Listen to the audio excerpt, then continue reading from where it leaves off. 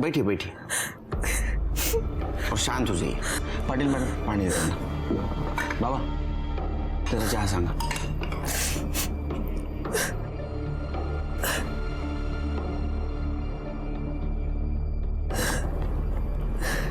बोलिए। सर मुझे बहुत डर लग रहा है सर। उसने मुझे किडनैप करके 3 महीने अपने घर में बंद रखा।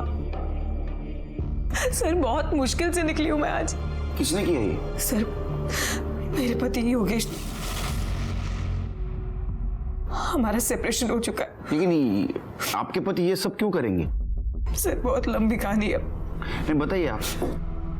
सर मैं दिल्ली से हूँ।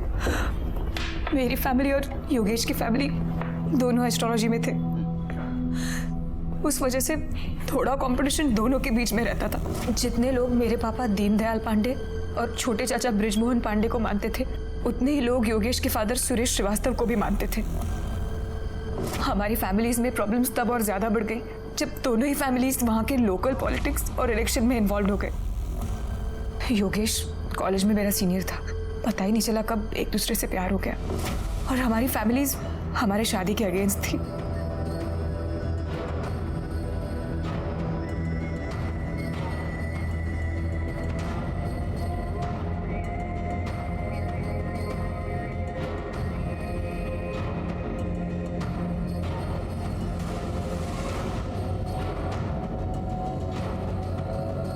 बहुत तपस्या की है मैंने अपने बेटे के लिए, उसका फल उसने मुझे ये दिया है। बहुत प्यारी बहू ढूंढी है इसने मेरे लिए। आपका बेटा भी कम नहीं है। मुबारक हो, मुबारक हो। सब मान गए थे और ये डील हुई थी कि अब दोनों फैमिलीज भी पॉलिटिक्स के लिए एक दूसरे को क्रॉस नहीं करेंगी। और 2 महीने बाद ही हमारी एंगेजमेंट हो गई और फिर शादी। लेकिन पापा और ससुर जी ज्यादा दिन तक अपनी बात पर टिके नहीं रह सके। शायद 6 महीने बाद फिर से पॉलिटिक्स के कारण उन दोनों के बीच में पंगे शुरू हो गए। आपने मुझे बेवकूफ समझ कर रखा है क्या? आप खुद तो इलेक्शन में खड़े नहीं हुए हैं, अपने चेले को इलेक्शन में खड़ा कर दिए। मेरी भी आंखें खुली हुई है। मुझे क्या पता नहीं आप शर्मा के ऊपर पैसे लगा रहे। मैंने वही किया है जो आपने किया है। मैंने ऐसा कुछ भी नहीं किया है, समझे तुम? और उनके पॉलिटिक्स के बीच की लड़ाई हमारे बेडरूम तक पहुंच गई। तुम्हारे पापा ने जो भी किया ना अच्छा नहीं किया। अच्छा, मेरे पापा जो भी करते हैं खुलकर करते हैं। तुम्हारे पापा की तरह दोगले नहीं है। How dare you! मैं अपने मायके चली गई, होने वाले हादसे से बिल्कुल बेखबर।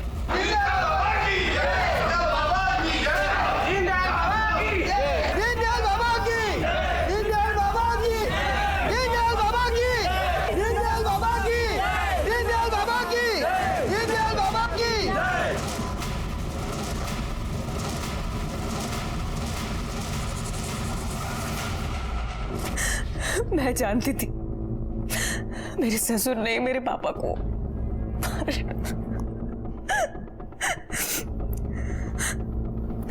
मेरे चाचा जी मेरे लिए बहुत कंसर्न थे, इसलिए उनके कहने पर मैं मुंबई शिफ्ट हो गई।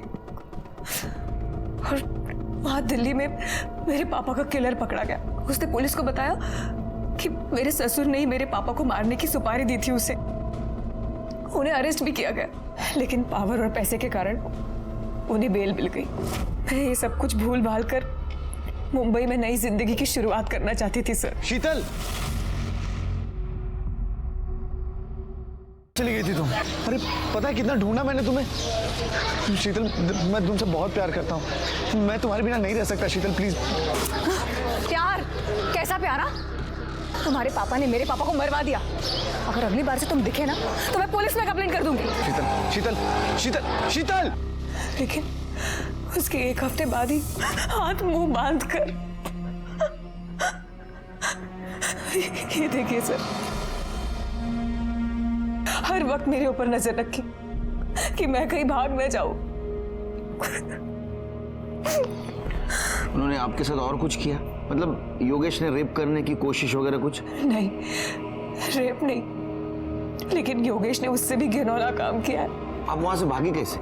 सर, वहां की मेड कमला उसने मेरी मदद की। तो अब आप योगेश के खिलाफ कंप्लेंट करना चाहती हैं? सिर्फ योगेश नहीं सर, उसके भाई और उसके पिता दोनों के अगेंस्ट इन सब ने मिलकर मेरी जिंदगी बर्बाद किया। ठीक है, उनका नंबर और एड्रेस दे दो इनके पास, और आप घबराइए मत। अगर उन्होंने कुछ गलत काम किया है तो उनको सजा जरूर मिलेगी।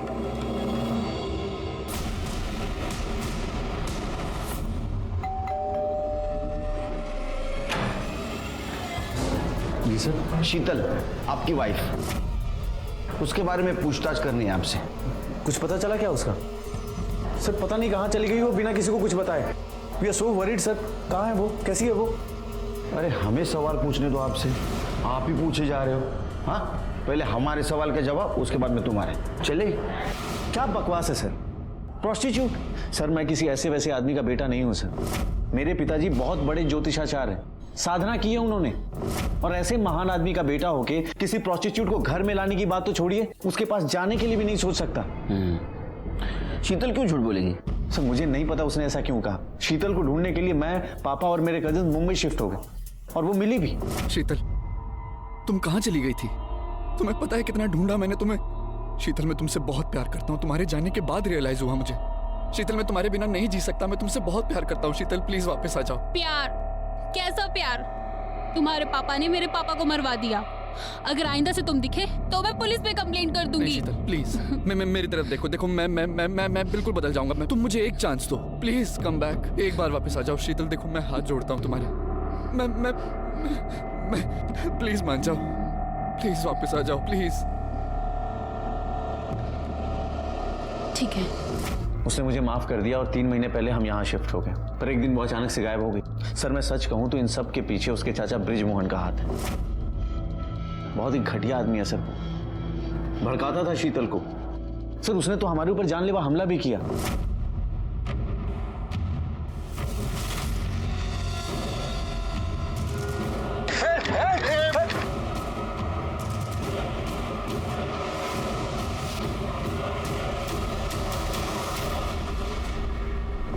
और तब से हम यहाँ मुंबई में रह रहे हैं सर, सिर्फ कोर्ट की पेशी के लिए दिल्ली जाते। तुम और शीतल दोनों भी शादी से खुश नहीं थे, तो फिर शीतल के पीछे जाने का क्या मतलब? सर शीतल इस घर के लिए लक्ष्मी थी।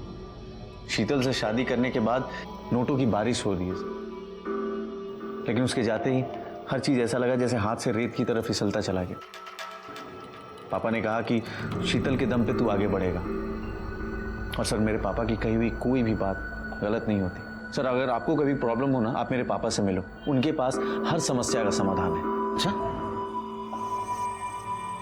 एक केस सुनाता हूं तुमको मैं। 20 साल का लड़का गायब हो गया था, तो ज्योतिष ने बताया कि वो पूरब की तरफ मंदिर में मिलेगा। मुझे क्लू मिला, उसको ढूंढ के लाया। कहाँ से पता है? पश्चिम दिशा से बार में मिला। तो लोग है ना, उनके समस्या का समाधान ढूंढने के लिए हमारे पास आते। हमें किधर जाने की जरूरत नहीं, समझे? कहीं ऐसा तो नहीं आपके घर की लक्ष्मी, पैसों की बारिश रुक न जाए, इसलिए आपने शीतल को कैद करके रखा? ऐसा कुछ नहीं है सर, ऐसा कुछ भी नहीं है। शीतल यहाँ अपनी मर्जी से रह रही थी। सर मैं आपको बता रहा हूँ, there is some kind of misunderstanding. आप मुझे बताइए शीतल कहाँ है, मैं उसे मना करके लाऊंगा सर वापस। प्लीज बताइए सर, कहाँ है वो? क्या लगता है सर आपको? दोनों बहुत कॉन्फिडेंट है शिरके। ऐसा लगता है दोनों सच बोल रहे हैं। लेकिन सर पता कैसे करेंगे कि कौन सच बोल रहा है और कौन झूठ? कोई तो होगा जो हमें सच बताएगा।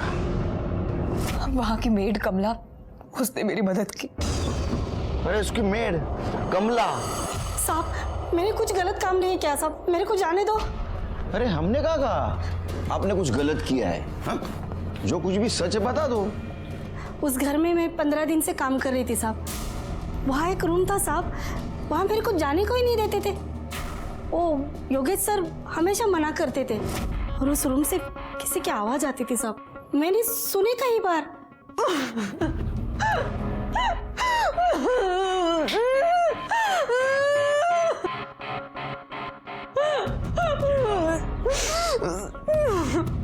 मेरे को बहुत अजीब लगता था साहब, मुझसे रहा नहीं गया साहब। और फिर एक दिन योगेश साहब घर पर नहीं थे, उस दिन मैं अंदर गई। अरे तू कब से झाड़ू लगा रही कमला? जाके पहले बर्तन मांज। हाँ हाँ हाँ सर, करते।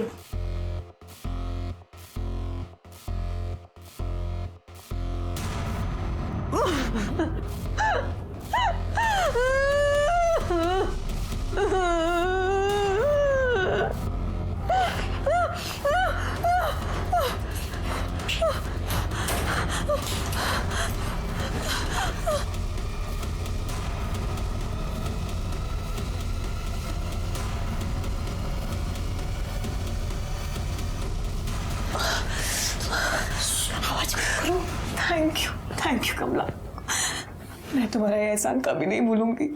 फिर अपना काम करके वहां से निकल गई साहब। मैं अगले दिन योगेश साहब मेरे पर बहुत गुस्सा किए, बहुत चिल्लम चिल्ली की मेरे पर, लेकिन मैंने ऐसा जताया कि कुछ हुआ ही नहीं, मुझे कुछ पता ही नहीं है साहब।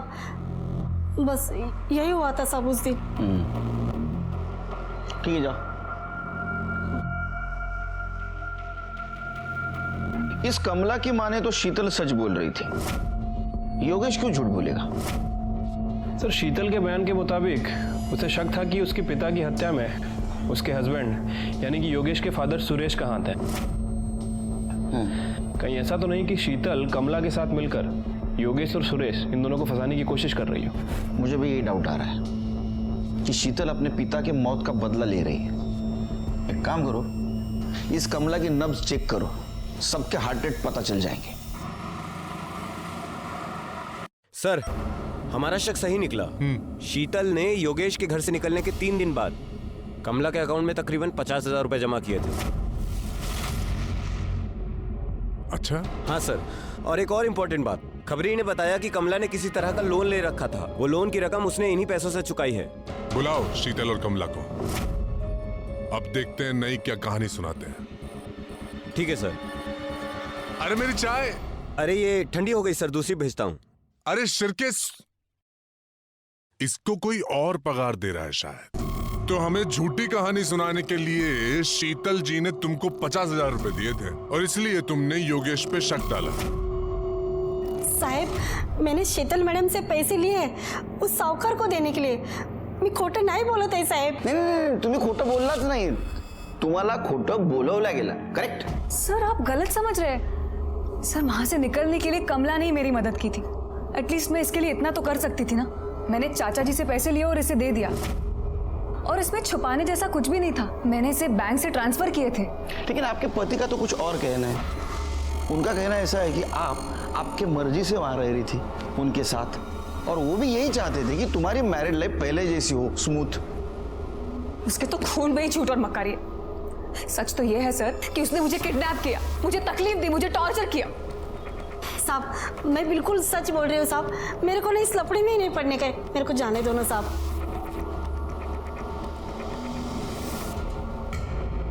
शिरके, मुझे अभी भी यकीन है शीतल ने कमला को वो जो 50,000 रुपए दिए थे वो उसको झूठ बोलने के लिए दिए थे। सर, शीतल के हाथों में मार्क्स थे।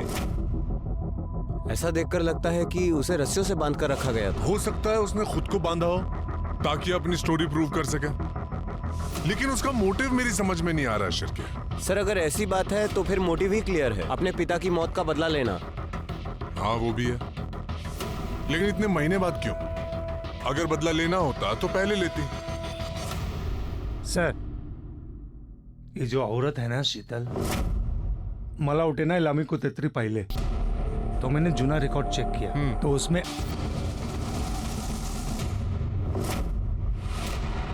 सर, ये मेरी गर्लफ्रेंड दिशा उपाध्याय 1 हफ्ते से मिसिंग है। 1 हफ्ते से? इतने दिन क्या कर रहे थे? इसके पेरेंट्स कहाँ हैं?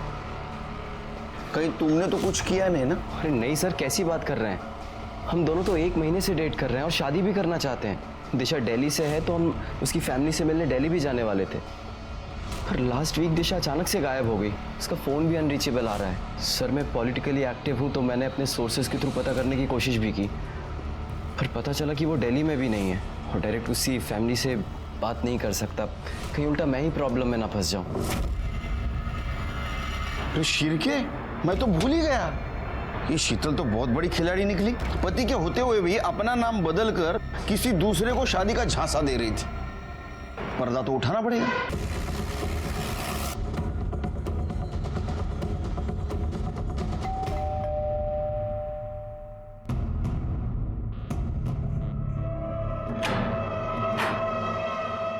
नमस्कार, दिशा उपाध्याय? नहीं, शीतल श्रीवास्तव। अच्छा, मैं किससे बात कर सकता हूँ, दिशा से या शीतल से? मैं अंदर आ सकता हूँ? Thank you. आओ शिरके। दिशा कौन है? साहब, आपने कंप्लेंट लिखवाई थी ना दिशा के मिसिंग की, लेकिन दिशा तो मिसिंग हुई नहीं थी। अरे सर, यही तो है दिशा। तो वही बोल रहा हूँ, दिशा ये है, ये मिसिंग थी ही नहीं, ये अपने पति के घर में ही रह रही थी, शीतल श्रीवास्तव नाम से। कुछ भी बोले जा रहे हैं आप बोलेंगे क्या सच है? दिशा, ये अगर तुमने एक बार भी बोल दिया होता ना कि ये सब झूठ है, तो मैं तुम्हारे इस झूठ को भी सच मान लेता। मंदार, अब तो बताइए सच क्या है? सर, मैंने मंदार से झूठ बोला, लेकिन मैं शीतल से दिशा किसी को धोखा देने के लिए नहीं बनी थी। वो मेरे अंकल ने कहा था मुझसे कि तुम नाम बदल दो ताकि योगेश मुझे ढूंढ ना सके। मैं मंदार से बहुत प्यार करती हूँ। सब कुछ खत्म हो गया, सब कुछ। Thanks to you. शीतल और योगेश का यह उलझा हुआ केस खत्म हो चुका था, क्योंकि ना तो शीतल योगेश के खिलाफ कुछ सबूत दे पा रही थी, ना तो हमारे इन्वेस्टिगेशन में कुछ मिल रहा था। और वैसे भी शीतल का कैरेक्टर थोड़ा सा डाउटफुल ही था, इसलिए हमें लगा कि अब ये केस खत्म हो चुका है। लेकिन इस केस का अंत इतना भयानक होगा ये हमने भी नहीं सोचा था। फिर के फायर यहां से हुआ, 1, 2, तीसरा फायर इधर, यहां लग के राहुल को लगी। सर, यहाँ कुछ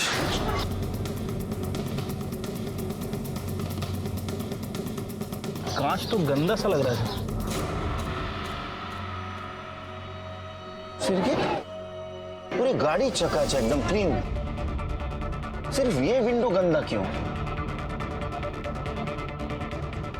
एसी भी चल रहा था। ऐसा लगता है सिरके शायद किसी ने जानबूझ के कांच गंदी की है, ताकि पीछे बैठा हुआ आदमी ग्लास नीचे करे और उस मौके का फायदा उठाकर किलर ने गोली मार दी। पॉसिबिलिटी है सर। सबसे सेफ सीट पर राहुल था, ड्राइविंग सीट। उसको गोली सीट के बैक साइड से लगी। फिर के आसपास का सीसीटीवी फुटेज चेक करो और पूछताछ करो किसी ने किलर और बाइक का नंबर देखा क्या। ठीक है सर। पापा, अरे क्या चाय पिलाई थी तूने सवेरे? गुड़ वाली चाय? नहीं नहीं नहीं, हेल्थ बाद में, टेस्ट भी कुछ चीज़ है या नहीं? नहीं चाहिए मुझे। कल से तू गुड़ वाली चाय, मैं शक्कर वाली चाय। ये शिर क्या है, बाद में फ़ोन करता हूँ। हाँ बोलो शिर। सर, वो क्राइम सीन पे जिस गन की बुलेट्स मिली थी सर, वो गन किसी मिलिंद बोरकर के नाम रजिस्टर्ड है। Borkar Mira road police station में PSI पोस्टेड है, और सर कुछ दिन पहले उसने अपने गन की मिसिंग कंप्लेंट करवाई है। PSI? एक पुलिस वाले का इस किलिंग से क्या लेन देन हो सकता है? फिर भी एक काम करो, इस PSI बोरकर के डिटेल्स निकालो वहाँ के पुलिस स्टेशन से, खास करके नॉन यूनिफॉर्म स्टाफ से, मतलब ये स्वीपर, एडमिन, उनसे। ठीक है सर। वैसे ये योगेश और सुरेश, इन दोनों की PM रिपोर्ट भी आ गई है सर। सर, रिपोर्ट के मुताबिक सुरेश श्रीवास्तव के सर पे गोली मारी गई थी और योगेश के नेक और अपर बैक पे गोली मारी गई है। एक गोली उसकी पीठ को भेदते हुए छाती से निकली है, और सर इन दोनों की ऑन द स्पॉट मौत हो गई थी। राहुल इसलिए बच गया क्योंकि उसे जो गोली मारी गई वो पहले कार की सीट को लगी और उसके बाद राहुल को लगी। उसका खून तो बहुत बहा, लेकिन डॉक्टर का कहना है कि वो जल्दी रिकवर कर रहा है। CCTV फुटेज मिली? सर, CCTV फुटेज तो नहीं मिला। एक्चुअली वो इलाका काफ़ी भीड़ भाड़ वाला है, और प्रॉब्लम यह है कि वहाँ का जो CCTV कैमरा है वो ख़राब है। लेकिन छिड़के, किसी भी हालत में हमें यह जानना बहुत ज़रूरी है कि योगेश और सुरेश का मर्डर किसने किया था, किसके पास उनको मारने का स्ट्रांग मोटिव था, या सच में पुलिस वाले को किसी ने सुपारी दी थी, या असल में पुलिस वाले की गन चोरी हो गई थी। सर, मुझे ये मामला पारिवारिक रंजिश का लग रहा है। शीतल के चाचा ब्रिजमोहन पांडे के भाई का मर्डर हुआ है। हो सकता है कि उसने अपने भाई के मर्डर का बदला लिया। लव ट्रायंगल भी तो हो सकता है। ये मंदार कुलकर्णी भी तो मार सकता है योगेश को। याद है उस दिन जब उसको पता चला कि शीतल शादीशुदा है, कितने गुस्से से गया था, और योगेश को मारना भी चाहता होगा ना वो। या तो शीतल ने मारा होगा दोनों को, क्योंकि शीतल मुंबई में आकर नई जिंदगी जीना चाहती थी और योगेश और उसके फैमिली की वजह से सब बर्बाद हुआ था। शिरके, मुझे इन सब के सीडीआर और फोन लोकेशन चाहिए। तब तक हम राहुल से बात करते हैं। सर हम लोग ट्रैफिक में फंसे हुए थे, तभी वहां पर एक भिखारी आया और वो विंडो की कांच को नॉक करने लगा। चाचा जी बार बार इरिटेट हो रहे थे। उन्होंने कई बार इशारा किया उसको वहां से जाने का, लेकिन वो मान ही नहीं रहा था। उसने विंडो की कांच पर कुछ गंदा कर दिया था। तभी चाचा जी ने कांच को नीचे किया और इतने में वहां पर एक बाइक वाला आया और उसने ताऊ जी और योगेश भाई को गोली मारी। मैंने सर पकड़ कर नीचे कर लिया अपने आप को, उसने मुझे भी गोली मारी। सर तुमने उसका चेहरा देखा था? नहीं सर, मैं सर पकड़ करके नीचे बैठ गया था। उसने हेलमेट पहन रखा था और ऊपर से काला रंग का ग्लास था। मैं कुछ भी ठीक से नहीं देख पाया सर। शिरके, किलर तो मारने के मोटिव से आया था, फिर ये राहुल कैसे बच गया? मुझे इसकी सीडीआर रिपोर्ट चाहिए। ठीक है सर। कह नहीं सकते कब किसके पास कौन सा मोटिव हो मारने के लिए। शिरके, मुझे लगता है भिखारी किलर से मिला हुआ था। भिखारी ने सुरेश को इरिटेट किया, सुरेश ने ग्लास नीचे की, किलर ने शूट कर दिया। लेकिन सर शूट करना होता तो कांच पे भी शूट कर सकता था। मतलब कांच पे फायर करता, कांच टूट जाता और उसके बाद वो फायर कर देता। हो सकता है किलर उतना कॉन्फिडेंट ना हो। मतलब आपका कहना है कि वो सुपारी किलर नहीं था? हो सकता है। Sir CDR report. क्या खुलासा हो रहा है? सर रिपोर्ट के हिसाब से शीतल 2 महीने पहले अपने चाचा ब्रिजमोहन पांडे के घर शिफ्ट हो गई है दिल्ली में। और मंदार के कॉल रिकॉर्ड के हिसाब से मंदार ने 3:33 पे शीतल को कॉल किया था।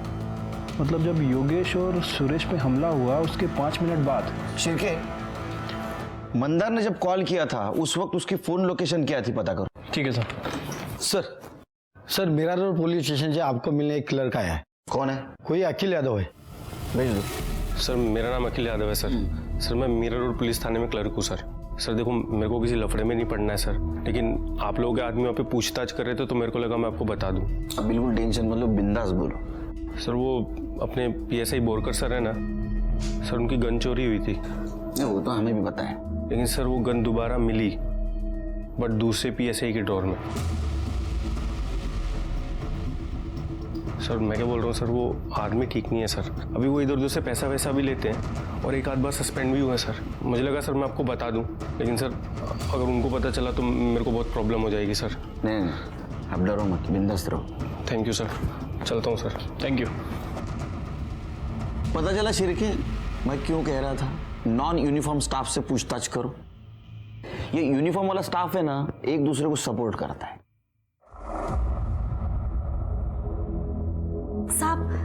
साहेब मला काहीतरी सांगायचंय तुम्हाला। बोला। इन लोगों का खून होने से पहले ना, 1 हफ्ते पहले की बात है, कोई घर पर आया था साहब।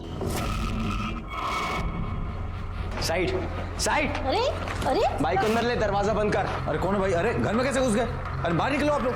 अरे ये क्या कर रहे? अरे क्या बदतमीजी है ये? हाय, मेरा नाम मंदार कुलकर्णी। शीतल और मैं शादी कर रहे हैं। ये रहे तेरे डिवोर्स के पेपर्स। शीतल साइन कर चुकी है, तू भी चुपचाप कर दे, वरना क्या पागल है क्या? पागल पागल कौन है बताओ अभी तेरे को। जाओ तुम। शिरके, मिल गया मोटिव। शीतल से शादी की बात करने वाला इंसान मंदारी हो सकता है। अब तो मैं श्योर हूं ये शीतल का दिल्ली जाना सुरेश और योगेश के मर्डर प्लान का एक पार्ट था, ताकि वो दिल्ली चले जाए और उसके ऊपर कुछ भी ना आए। मंदार शीतल से शादी करना चाहता था, उसने योगेश को उससे डिवोर्स लेने के लिए कहा। शायद योगेश नहीं माना, इसलिए शीतल और मंदार ने मिलकर सुरेश, योगेश और राहुल पर अटैक करवाया। उसको अपने बाप के मौत का बदला भी तो लेना था। शिरके, बहुत चालाक है ये औरत। उसने इस काम में मंदार का यूज किया। सर मंदार की कॉल लोकेशन आ गई। शिरके, इसके अकॉर्डिंग मंदर भी उसी टाइमलाइन पर ट्रैवल कर रहा था जिस पर ये तीनों योगेश, सुरेश और राहुल ट्रैवल कर रहे थे। मतलब पहले वो घर से निकला, योगेश के घर तक गया और बाद में उसने इन तीनों का पीछा किया। उठा के लाओ उसको। सर मैंने पता किया, वो मिसिंग है। मिसिंग है? खोद के ढूंढ के लाओ, रिजल्ट चाहिए मेरे को। जाओ सर। तब तक हम शीतल और ब्रिजमोहन को मिलते हैं दिल्ली जाके। बैठिए इंस्पेक्टर। सुपारी दी थी मैंने मारने की, अगर मेरे भगवान ने मुझे ये पाप करने से बचा लिया। वो शूटर, उसकी बंदूक एन मौके पे जाम हो गई थी। आपकी इस बात पे यकीन क्यों करें हम? मत कीजिए, आप सबूत ढूंढिए इंस्पेक्टर साहब मेरे खिलाफ और उठाकर जेल में बंद कर दीजिए। ये इन लोगों को दिल्ली वाले पुलिस पर यकीन नहीं है क्या, जो यहाँ पूछताछ करने चले आ गए? यकीन तो करना सिखाया नहीं हमें। चलो आपसे ही सवाल पूछता हूँ, आपने योगेश और सुरेश को मारने की कोशिश की? क्योंकि आपके पास तो मोटिव था। हाँ, मोटिव था, पर मेरा भी जवाब वही है। आपके पास सबूत है क्या? देखिए, लॉ मैंने भी पढ़ी है। आपके पास मेरे और चाचा जी के खिलाफ एक भी सबूत नहीं है। सबूत नहीं भी है और है भी। चलो एक बात बताइए, मर्डर होने के 5 मिनट बाद मंदार ने आपको क्यों कॉल किया था? वो भी उसी जगह से जहां मर्डर हुआ था। मंदार ने मर्डर किया या किसी शूटर से करवाया, या शूटर आपने भेजा? देखिए, मैंने ऐसा कुछ नहीं किया और ना ही मंदार ने। हाँ, उसने मुझे फोन किया था, लेकिन उस वक्त वो वहां था ये मुझे नहीं पता है। देखिए इंस्पेक्टर साहब, बात को समझने की कोशिश कीजिए। इस सबसे ना तो मेरा ना इसका कोई लेना देना नहीं। वो तो हम पता कर लेंगे। अब इतना सब कुछ पता किया है, आप दिल्ली छोड़ के नहीं जा सकते बाहर। चलो शिरकी। खुराना। Yes sir. ये शीतल पे नजर रखना, बहुत चालाक औरत है। ठीक है सर। वो राहुल की कॉल डिटेल्स आ गई हैं। सर, डिटेल्स के हिसाब से राहुल दिल्ली में किसी सक्षम के टच में था और सर मर्डर के आधे घंटे पहले इन दोनों ने आपस में बात भी की थी। इंटरेस्टिंग। अच्छा हुआ शिरके, हम लोगों ने राहुल को क्लीन चिट नहीं दी थी। मुझे तो पहले से उसके ऊपर डाउट था। खुराना। Yes sir. सक्षम से मिलते हैं। हाँ सर, राहुल और मैं बचपन से दोस्त हैं। हम लोग स्कूल में भी साथ थे। बड़ा अच्छा लड़का है सर वो। तो तुम्हारा कहना है कि वो अपने ताऊ और भाई को नहीं मार सकता? जी सर, मतलब नहीं मार सकता सर वो। देखो, उसके बारे में जो एक कैरेक्टर सर्टिफिकेट दे रहे हो ना, तुम्हें प्रॉब्लम में ला सकता है। इसलिए जो कुछ भी हो सच सच बता दो। सर एक्चुअली सुरेश अंकल और राहुल के फादर प्रेम अंकल ने मिलकर एस्ट्रोलॉजी में बिजनेस शुरू किया था। 50-50% की पार्टनरशिप थी, पर सर अंकल की डेथ के बाद सुरेश अंकल और योगेश भाई राहुल को नौकरों की तरह ट्रीट करने लग गए थे। मिस्टर अभिषेक वाली फाइल कैसे भी करके। राहुल जी, बाहर जाके कार निकालो। हाथ से कार तुम चलाओगे? जी हाँ। क्या कह रहा था मैं? राहुल! राहुल! जी भैया। हाँ भैया के बच्चे, क्या ये कोई काम का नहीं है तू। खड़े खड़े पढ़ ले, क्या जा देख क्या रहा है?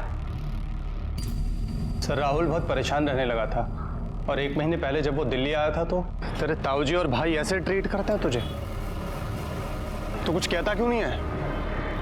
अरे क्या बोलूं यार, मेरे परिवार वाले हैं वो दोनों। और वैसे भी जो इंसान गलत करता है ना, उसको उसका बदला इसी जन्म में मिलता है। सर राहुल बहुत अच्छा लड़का है सर। तो हम पता कर लेंगे वो कैसा है। मैं आखिर क्या बोलता सर, जैसे भी थे वही मेरी फैमिली थे। तुम्हें गुस्सा नहीं आता कभी? सर आता था, लेकिन मैं क्या कर लेता। नहीं, अक्सर आदमी गुस्से में गलत कदम उठा देता है। ऐसा भी तो हो सकता है तुमने किसी अपने दोस्त को या सुपारी किलर को बोला हो तुम्हें गोली मारने के लिए, ताकि किसी को तुम पे शक ना आए। नहीं सर, मेरा एक ही दोस्त है सक्षम, और वो ऐसा कभी नहीं करेगा। और वैसे भी योगेश भैया और ताऊ जी के अलावा इस दुनिया में मेरा था ही कौन? सच में कोई नहीं है? एक बुआ थी, लेकिन पता नहीं कहाँ है। मेरे पैदा होने से पहले ही वो पता नहीं